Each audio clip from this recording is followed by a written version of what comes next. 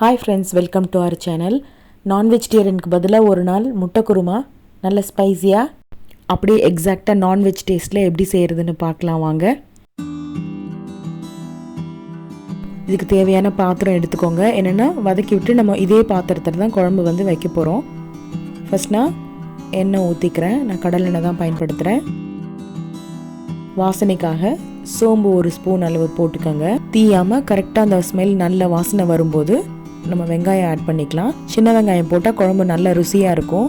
இது வந்து குட்டி குட்டியாக அரிய தேவையில்லை, ஏன்னா நம்ம வதக்கி விட்டுட்டு அரைக்க தான் போகிறோம். அதனால நல்ல கோல்டன் ப்ரௌன் ஆகிற வரைக்கும் நல்லா வதக்கி விடுங்க. நம்ம இந்த மாதிரி ரெசிபிக்கு வெங்காயம் சீக்கிரம் கேரமலைஸ் ஆகணும்னா ஜஸ்ட் ஒரு பிஞ்ச் சால்ட் அண்டு சுகர் போட்டிங்கன்னா டக்குன்னு அந்த கோல்டன் ப்ரௌன் வந்துடும். நல்லா வெங்காயம் கோல்டன் ப்ரௌன் ஆன பிறகு தக்காளி போட்டுக்கோங்க.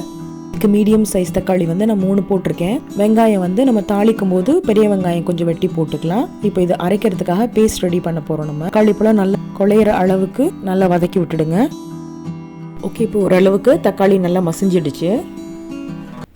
இப்போ நம்ம அரைக்கிறதுக்கு தேவையான பொருள்லாம் இதில் போட்டுக்கலாம். ரொம்ப தேவையில்லை, ஜஸ்ட் ஒரு துண்டு இல்லைன்னா 2 துண்டு பட்டை போட்டுக்கோங்க.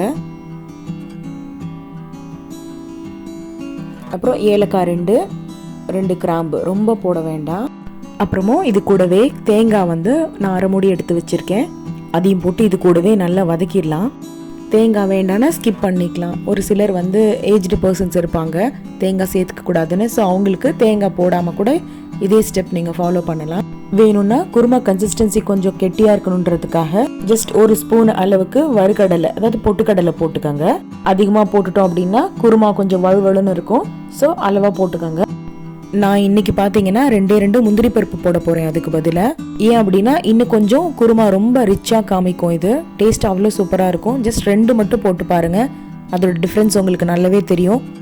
முந்திரி பருப்பு வேண்டான்னு சொல்கிறவங்க வேணால் கொஞ்சமாக கசகசா கூட சேர்த்துக்கலாம். அவ்வளோதான். இது நல்லா ஆறுன பிறகு நம்ம மிக்ஸி ஜாரில் ட்ரான்ஸ்ஃபர் பண்ணி, ரொம்ப ஃபைனாக அரைக்க வேண்டாம், ஓரளவுக்கு கோர்ஸ் பேஸ்ட்டாக அரைச்சிக்கோங்க. கொஞ்சம் ஓரளவுக்கு திருன்னு இருக்கிற மாதிரி அரைச்சிக்கலாம். நம்ம இது வதக்கிட்டு இருக்கும் போதே நான் இன்னொரு அடுப்பில் முட்டை வேக வச்சு எடுத்து வச்சுருக்கேன். இது எல்லாருக்கும் தெரிஞ்ச டிப் தான். முட்டை வேக வைக்கும்போது கொஞ்சமாக கல் உப்பு போட்டு வேக வச்சோம் அப்படின்னா ஈஸியாக இருக்கும் உரிக்கிறதுக்கு. இப்போ எல்லா முட்டையும் நல்லா க்ளீன் பண்ணிவிட்டு ஓடு எதுவும் இல்லாத அளவுக்கு சுத்தம் பண்ணிக்கோங்க. நல்லா ஃப்ரெஷ் வாட்டரில் கழுவிட்டு நான் கீறி விட்டுக்கிறேன்.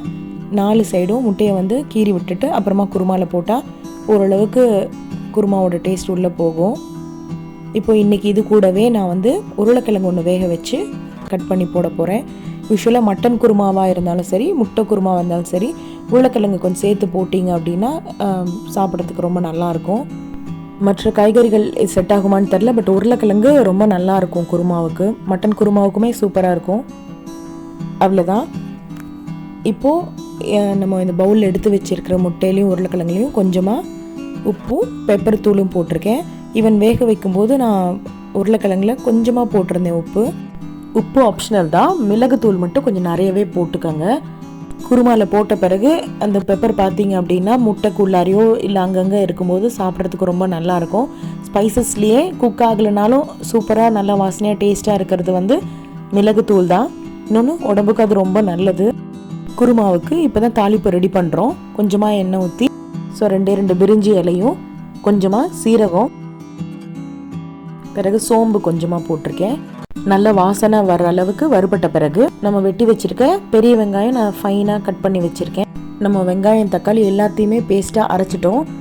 அதனால தாளிக்கும் போது கொஞ்சம் வெங்காயம் போட்டுட்டு அதுக்கப்புறம் அரைச்ச பேஸ்ட்டு போட்டு கொதிக்க வச்சா நல்லாயிருக்கும். ஸோ வெங்காயம் நல்லா வறுபட்ட பிறகு நான் இஞ்சி பூண்டு தட்டி போட்டிருக்கேன்.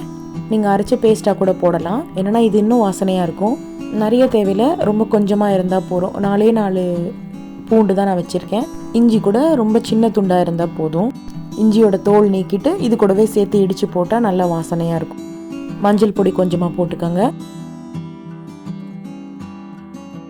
காரத்துக்கு தேவையான மிளகாய் பொடி போட்டுக்கோங்க. நான் 2 ஸ்பூன் மிளகாய் பொடி போட்டிருக்கேன். மல்லிப்பொடி 2 ஸ்பூன் போட்டிருக்கேன். நல்லா அதே எண்ணெயிலேயே இந்த பொடிகளெல்லாம் வதக்கி விட்டுடுங்க. எண்ணெயில் வறுபடும் போது இந்த மிளகாய் பொடி மல்லிப்பொடியோட ஸ்மெல்லாம் ரொம்ப நல்லாயிருக்கும். ஹீட் வந்து ரொம்ப ஜாஸ்தியாக இருக்கக்கூடாது. ஸோ மேபி வேணும்னா இந்த டைமில் நீங்கள் அடுப்பை ஆஃப் பண்ணிவிட்டு கூட பொடிகள்லாம் போட்டுக்கலாம். இனி நம்ம அரைச்சி வச்சுருக்க பேஸ்ட் எடுத்து ஆட் பண்ணி தேவையான அளவு தண்ணி கலந்து ஊற்றிக்கோங்க. முந்திரி பருப்பு நம்ம போட்டிருக்கிறதுனால கொஞ்சம் கன்சிஸ்டன்சி திக்காக இருக்கும். ஸோ தேவையான அளவு தண்ணி ஊற்றிக்கோங்க. அவ்வளோதாங்க, குருமா ஆல்மோஸ்ட் ரெடி ஆகிடுச்சு.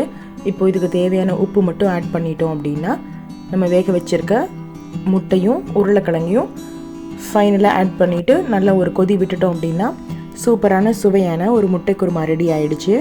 தாராளமாக சண்டே ஒரு நாள் நம்ம நான்வெஜ் இல்லாத நாட்களில் இந்த குருமா வச்சு நம்ம பரிமாறலாம். நம்ம சேர்த்துருக்க இஞ்சி பூண்டு அப்புறம் முந்திரி பருப்பு இது எல்லாமே கொஞ்சம் கிராண்டாக்கி கொடுக்கும் குருமாவை. ஒவ்வொருத்தரும் முட்டை குருமா ஒவ்வொரு மாதிரி செய்வாங்க. ஸோ இப்படி தான் நான் செய்வேன். இது கூட வேறு என்ன ஆட் பண்ணினா நல்லாயிருக்கும் அப்படிங்கிறத கமெண்ட் செக்ஷனில் சொல்லுங்கள். இப்போ தான் நம்ம வீடியோ ஃபஸ்ட் டைம் பார்க்குறீங்க அப்படின்னா ப்ளீஸ் சப்ஸ்கிரைப் பண்ணிக்கோங்க. ஃபைனலாக முட்டையும் உப்பும் ஆட் பண்ணிக்கிறோம். அந்த முட்டையில் பார்த்தீங்கன்னா தெரியும் எவ்வளோ பெப்பர் இருந்தது அப்படின்னு. மோஸ்ட்லி நான்வெஜ் லவர்ஸ் எல்லாருக்குமே பெப்பரோட ஃப்ளேவர் ரொம்ப பிடிக்கும். மிளகு நம்ம தாளித்து அரைச்சி ஊற்றுறதுக்கு பதிலாக இந்த மாதிரி பொடியாக போடும்போது நல்ல ஹைலைட்டாக டேஸ்ட்டு தெரியும். அவ்வளோதாங்க, குருமாவை மூடி வச்சுட்டு ஒரு 10 to 15 minutes மீடியம் ஃப்ளேமில் கொதிக்க விட்டுட்டிங்க அப்படின்னா நல்லா குருமாவோட கன்சிஸ்டன்சி திக்காகிடும். ஒயிட் ரைஸ்க்கு மட்டும் இல்லை, சப்பாத்திக்கு இட்லிக்கெல்லாம் கூட சூப்பரான ஒரு சைட் டிஷ்ஷாக இருக்கும் இது.